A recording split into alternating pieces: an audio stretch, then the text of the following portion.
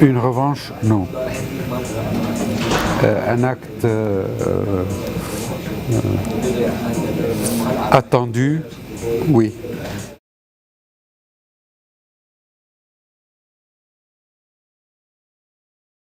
J'étais à la demande de M. Sarkozy, ministre de l'Intérieur, qui a accepté l'invitation de M. Kadhafi à ouvrir une nouvelle page de relations avec la France. C'était en quelle année? 2004, fin 2004, début 2005. C'était votre première visite en Libye? Première. Et depuis, vous avez été une sorte de médiateur informel ou... Pas informel, mais je dirais médiateur officiel, mais dans l'ombre. Pendant la période où il était ministre de l'Intérieur, il y avait des accords à prévoir et à faire avec la France, notamment sur l'histoire de Méditerranée, les pays méditerranéens.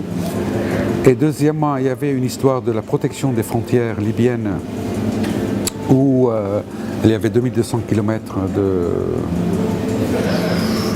passoires, si vous voulez, utilisées par les Africains de divers pays qui traversaient la Libye et qui allaient à Marseille après, par des bateaux, etc. Il fallait protéger ça, c'était pas protégé.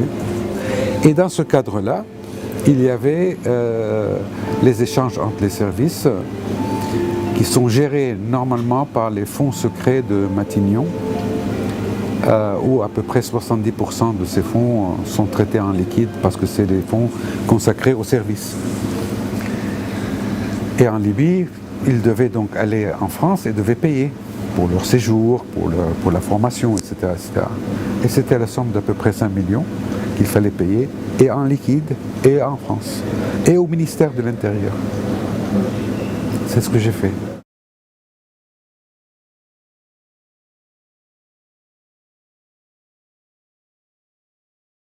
Monsieur Sanoussi me demande combien coûte une campagne présidentielle chez vous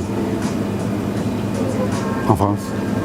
J'ai dit, d'après ma connaissance, elle est pour 20 millions d'euros peut-être, mais c'est financé par les partis.